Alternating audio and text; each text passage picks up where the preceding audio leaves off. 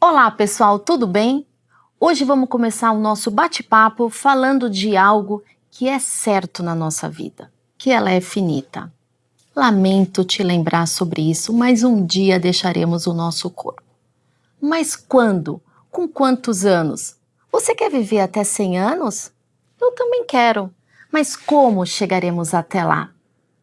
E como você quer chegar? Eu quero chegar bem, ativa, saudável. Isso é possível? Sim. Tá curioso? Então fique ligado no nosso episódio, porque eu estou com uma convidada mais do que especial que vai nos falar do nosso assunto. Mas antes quero lembrar, se você já se inscreveu do nosso canal, se você não se inscreveu, se inscrevam, curtem, compartilhem. E olha, e tem uma dica, hein? Você vai concorrer a uma inscrição ao nosso congresso presencial que vai ocorrer em outubro de 2025. Então fique ligado, mas daqui a pouco eu te conto. E hoje eu estou com Lilian Liang, jornalista especializada em saúde e longevidade, mestrado em jornalismo pela Universidade da Califórnia, especialização em gerontologia pela Unifesp, fundadora e diretora da Aptari, e desde 2012 se dedica ao desenvolvimento de publicações e iniciativas na área de envelhecimento. Lilian, seja muito bem-vinda ao nosso AbraCast. Eu que te agradeço, Cibele, estou muito feliz de estar aqui para falar de envelhecimento, de longevidade, como é que a gente consegue aproveitar a velhice, né, que vai ser uma fase muito grande da nossa vida, porque agora a gente está vivendo cada vez mais, e existem formas da gente ter uma qualidade de vida para encarar esse tempo extra que nos foi dado, né? Então, estou muito feliz de poder falar sobre isso. Aliás, vamos começar com a pergunta que todo mundo ficou curioso. Como chegar aos 100 anos? Existe uma fórmula mágica? Olha, fórmula mágica não existe, né? Existem atitudes que a gente pode ter ao longo da vida e aqui eu acho que cabe a gente dizer que a longevidade é uma construção. Então, não é que você chega aos 80 anos e você começa a pensar na longevidade. A gente tem que começar a pensar nisso já muito antes, porque a partir dessa construção de hábitos saudáveis, atividade física, alimentação, é a partir disso, por um longo período de tempo, que a gente vai conseguir chegar aos 70, 80, 90 anos com boa saúde, vivendo um envelhecimento ativo, né? Queria contar um pouquinho para você como é que eu tenho me envolvido muito nessa questão do envelhecimento saudável, do envelhecimento ativo, né? No ano passado, eu fiz uma expedição. Aliás, eu ia te perguntar, você foi para Blue Zones, o que são Blue Zones, quais países? Eu estou super curiosa para saber. As Blue Zones são as áreas mais longevas do mundo, né? Elas foram descobertas por um time de pesquisadores, incluindo o Dr. Gianni Pes, que é um médico da Universidade de Sassari, na Sardenha, o Dr. Michel Poulan, que é um demógrafo belga, o Dr. Luiz Rosério Bixby, que é da Costa Rica. Então, esses pesquisadores começaram a identificar nos seus países lugares em que as pessoas viviam muito e com boa qualidade de vida, né? E eles falaram, bom, o que faz essas pessoas viverem tanto, né? Então, esses pesquisadores identificaram 5 regiões em 5 países diferentes onde essas populações vivem dessa maneira. Então, essas regiões são Nicoya, na Costa Rica, Loma Linda, na Califórnia, nos Estados Unidos, Okinawa, no Japão, Icária, na Grécia e Sardenha, na Itália. Acho que algo que vale pontuar é que quando a gente fala, por exemplo, que a Sardenha é uma Blue Zone, o que a gente quer dizer é que existe uma região muito específica na Sardenha onde as pessoas vivem muito, porque elas têm determinados hábitos de vida, né? Então, na Sardenha é uma região central que é cheia de montanhas. Vilarejos, isso, assim. São vilarejos, onde as populações vivem muito. Na Sardenha, nessa região montanhosa, as pessoas têm um estilo de vida pastoril. Então, elas comem determinadas coisas, eles pastoreiam as ovelhas, então existe muita atividade física, as pessoas estão andando, né? Então, são coisas que foram observadas em comum nessas regiões que levam a essa longevidade extrema. Então, eu estava falando, Tem alimentação? Tem alimentação. Tem atividade física? Tem atividade física. Mas também tem questões sociais. Olha. Então, as pessoas estão muito inseridas na comunidade. Então, esses idosos, eles não estão colocados num cantinho. Esses idosos, eles estão convivendo com todo mundo. Eles estão indo nas igrejas, eles estão nas praças, eles têm os seus jogos de carteado. Então, eles têm uma vida social muito ativa, né? Que é algo que a gente vê muito na velhice, idosos meio se retirando, né? Da vida social. Assim, fica lá no cantinho. Mas calma um pouquinho, tem muita coisa bacana que eu queria saber um pouquinho de cada coisa. Aliás, até você foi na Itália para saber se o vinho efetivamente ajuda nessa longevidade, né? Mas antes disso, vamos começar. Assim, quando você foi para lá, essa expedição, como que foi? Você foi convidada? Foi uma iniciativa sua? E você foi com quem? Como que começou? Então, na verdade, assim, eu trabalho com longevidade há 12 anos já. E quando eu comecei a trabalhar com envelhecimento, eu comecei a estudar, assim... Você era jornalista? Você é jornalista? Eu sou jornalista, trabalho com saúde há muito tempo. E aí... Eu venho de cobertura de oftalmologia, assim, que é uma coisa muito específica, e aí depois fui para a África, fiquei 2 anos, trabalhava numa agência de notícias da ONU, eu cobria a África, cobria a AIDS na África lusófona, então foram 2 anos muito interessantes, e quando eu voltei para o Brasil, eu queria ter o mesmo nível de satisfação que eu tinha com o meu trabalho na África, porque lá... Eu estava trabalhando com direitos humanos, com acesso a medicamentos, feminismo, então tinha uma gama enorme de assuntos que estavam envolvidos na cobertura da AIDS, né? E quando eu voltei para o Brasil, eu falei, puxa, eu queria encontrar algum tema que me proporcionasse esse nível de satisfação. E aí, eu tenho uma amiga que é da época da oftalmologia, ela é oftalmogeriatra, e ela cuidava do projeto Centenários da Unifesp, ela cuidava da saúde ocular dos centenários. E eu fui conversar com ela falou, olha, o envelhecimento é algo que vai estar cada vez mais na boca do povo, as pessoas vão falar, vão se conscientizar sobre isso, então acho que é um tema que vale a pena você explorar. E aí comecei a me enveredar por esse tema e vi que era aquilo, assim, tem uma multiplicidade de temas que podem ser explorados dentro do envelhecimento. E aí eu comecei uma revista que se chama Aptare, que é voltada para profissionais de saúde, porque muitas vezes a gente vê que o profissional de saúde não está preparado para trabalhar o envelhecimento do seu paciente. Então, por exemplo, o cardiologista está olhando para o teu coração, mas o cardiologista é alguém que acompanha o paciente por um período longo de tempo. Sim. Então o paciente está envelhecendo e ele está olhando só para o coração do paciente.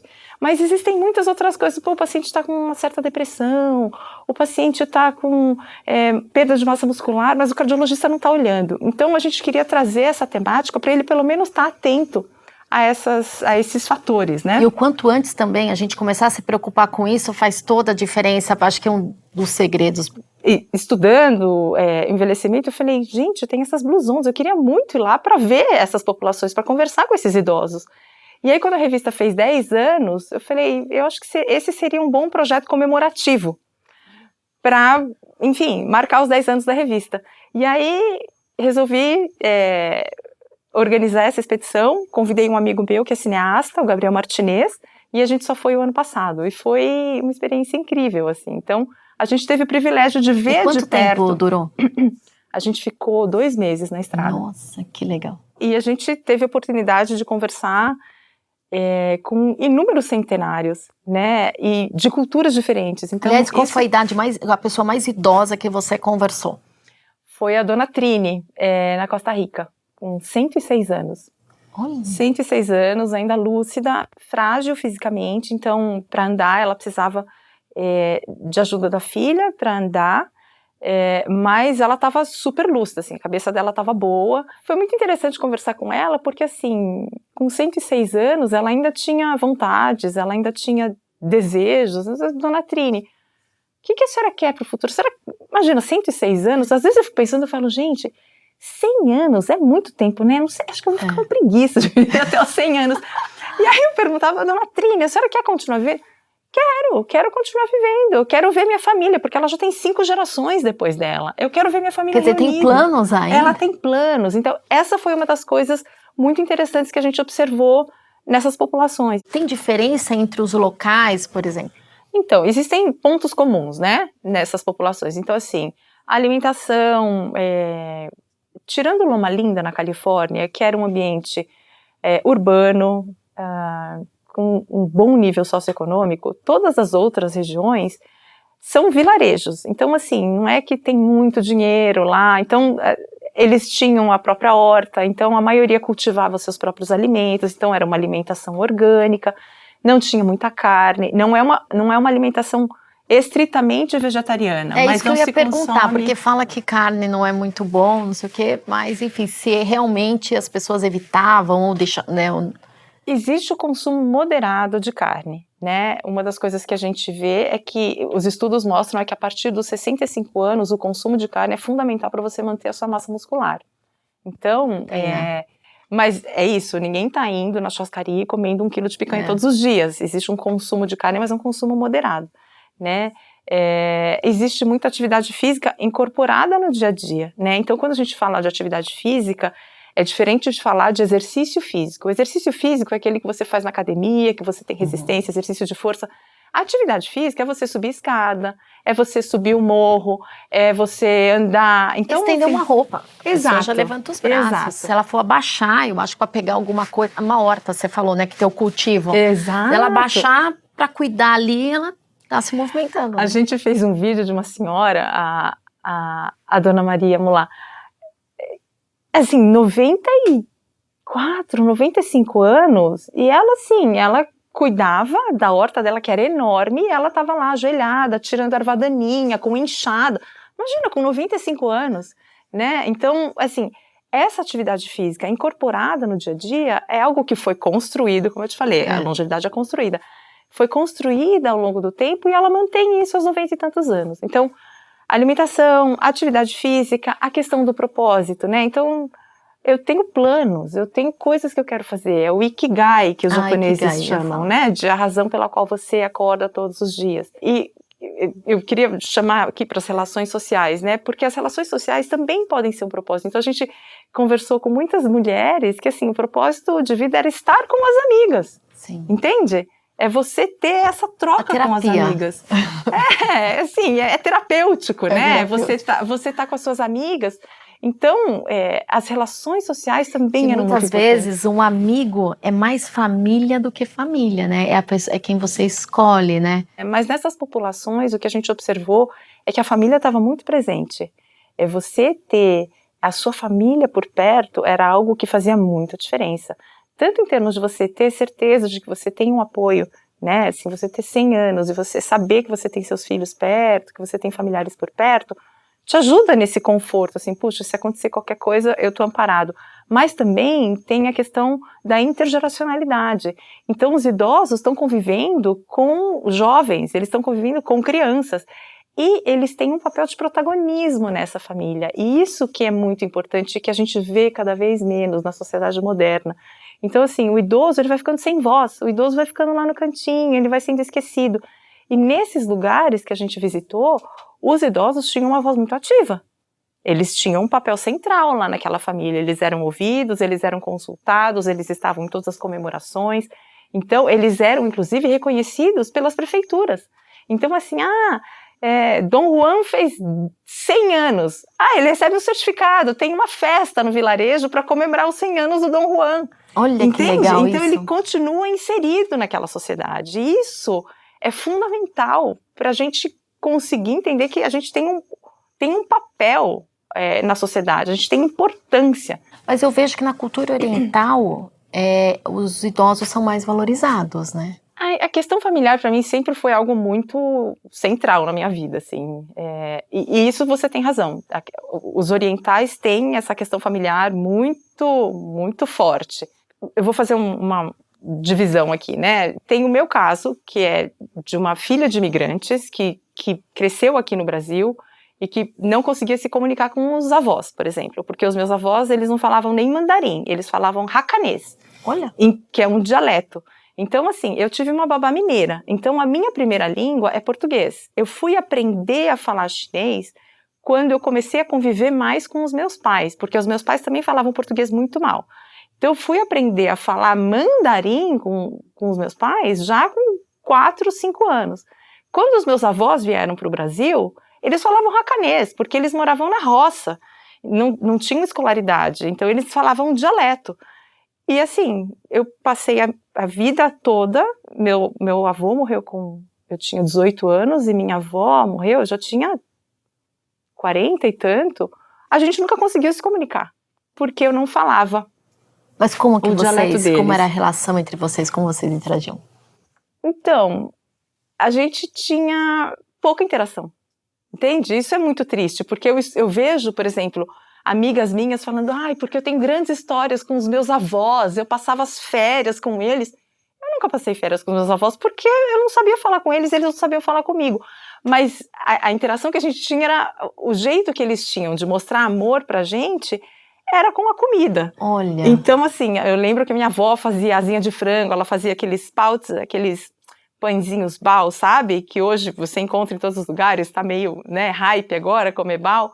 Então, assim, minha avó fazia isso pra gente e era a forma que ela tinha de demonstrar amor pra gente. Uma lembrança afetiva. Mas assim, da gente ter conversas, de eu ter ido na feira com a minha avó, nunca aconteceu. Mas a medicina está avançando, né? Você acha que tem a tendência de ter mais blusão, em virtude desse avanço da medicina, ou por estar reduzindo essa relação, talvez, pessoal? Então, a gente perguntou para os pesquisadores, né? A gente entrevistou cerca de 70 pessoas nessa viagem e a gente entrevistou pesquisadores que estão aí estudando essas populações, né? E a gente perguntou sobre isso. Qual que é o futuro das blusões? A gente vai conseguir manter essas regiões? E o que a maioria deles fala é que as blusões, do jeito que a gente conhece, assim, provavelmente não, né? Porque existem as mudanças sociais. Sim. Então a gente visitou uma cidade na Sardenha que se chama Seulo, tem 800 habitantes. 800 habitantes. Onde os jovens vão conseguir emprego? Não vão conseguir emprego. E aí eles vão sair desse lugar, né? E aí, se eles vão para uma cidade maior, é mais difícil de você manter isso, né? Então, o que a maioria deles fala é que, assim, as blusons como a gente conhece, talvez não sejam sustentáveis no longo prazo, mas as coisas que as blusons fazem, a gente pode ensinam pra gente, a gente pode colocar no nosso dia a dia, né? Então, assim, eu acho que tem muitos aprendizados aí nessas regiões e com essas populações que podem ajudar a gente a ter um envelhecimento melhor, né? Você mencionou agora um pouco a medicina, o avanço da medicina e tal. Existe um conceito que se chama compressão da morbidade. O que é a compressão da morbidade? A compressão da morbidade é uma expressão usada para a gente manter uma vida saudável pelo maior tempo possível, para a gente ficar o menor tempo possível doente. Então é isso, o Dr. Alexandre Kalash, ele deu o exemplo que eu achei muito pertinente do Silvio Santos. Sim, é verdade. Gente, o Silvio Santos, ele teve uma vida excelente até os 94 anos, estava trabalhando, e aí ficou doente, ficou um tempinho internado. Nesse tempinho deu tempo dele se despedir de todo mundo, dele resolver as coisas que estavam faltando, e pronto, foi embora. Pessoal, vocês estão curtindo? Tá muito bom esse papo, mas dá uma paradinha aqui para lembrar. Se vocês clicarem nesse QR Code, vocês vão estar concorrendo a uma inscrição presencial para o nosso congresso que vai acontecer em outubro de 2025 no Expo Transamérica. Faremos sorteios mensais, então não percam, nos acompanhem. Mas continuando, no Brasil, tem algum lugar que se assemelha às blusões? Então, tem uma cidade que se chama Veranópolis. No sul, né? Na Serra Gaúcha, isso. E Veranópolis é berço do Projeto Veranópolis, que foi iniciado em 94 pelo professor Emílio Moriguchi, e que estuda a população local, que é muito longeva. Então, tem alguma coisa a ver com vinho? Porque é próximo ali, né? Tem a ver com os hábitos, porque tem uma imigração italiana muito forte lá. Eu amo então... tomar vinho. Então, Cibele, isso também é algo que a gente perguntou para os pesquisadores, né? E a questão do vinho, ela é um pouco controversa, na verdade, porque fala-se que uma taça de vinho, né, por dia, nas refeições e tal. Mas, assim, esse consumo da taça de vinho, principalmente na Sardenha, ela acontecia dentro de um contexto, né? Então, essa taça de vinho está sendo consumida durante as refeições. Então a pessoa parou para se alimentar com calma, ela está com a família. É o contexto em que isso acontece. Quando a gente perguntou assim para o Dr. Gianni Pes, você recomendaria, assim, de olhos fechados, o consumo de uma taça de vinho por dia para colaborar com a longevidade? Ele falou, hoje em sã consciência, não. Opa! Não poderia, não poderia fazer essa recomendação de uma taça de vinho, porque não existem evidências suficientes para sustentar isso. Existem estudos que estão lá analisando longo prazo qual é o efeito do consumo de vinho na verdade longevidade. É o álcool, né? É o álcool. E aí o álcool, assim, nem em doses pequenas, ele é benéfico para a gente. Então, o que eles enfatizam é que é muito mais o que está acontecendo durante o consumo do vinho do que o consumo de vinho em si. Então, assim, Veranópolis é o que tem se chamado de blusão brasileira, mas Veranópolis começou a desenvolver, assim, os pesquisadores começaram a estudar a população de Veranópolis antes das blusons terem sido mapeadas. Então, em 94, eles já estavam estudando a longevidade dessa cidade. É bem antes mesmo. Então, é muito interessante porque eles estão completando aí 30 anos de segmento, de estudo. É um dos estudos mais longos no Brasil sobre longevidade. E de lá já surgiram inúmeras descobertas importantíssimas que, assim, muitas vezes não ganham tantas manchetes, né? É verdade. Mas são estudos muito importantes e que têm colaborado muito para o envelhecimento no Brasil. Uma outra curiosidade que eu tenho, Lilian, que você comentou brevemente, é sobre a situação financeira dessas pessoas. Então, as blusons, como eu disse, são vilarejos, tirando Loma Linda, todos eles são, assim, muito pobres. Né? Então, assim, o planejamento financeiro não existe, porque as pessoas estão lá vivendo o dia a dia. Custa também, né? Vivendo o dia a dia, e tem um auxílio aí do governo, né, para a saúde e tal, mas não são pessoas que pouparam a vida toda para chegar até os 100 anos, né? Mas isso não é a realidade, por exemplo, aqui no Brasil. Sim. Né? Então, se a gente quer pensar num bom envelhecimento, num envelhecimento com autonomia e independência. Gente, não existe independência sem independência financeira.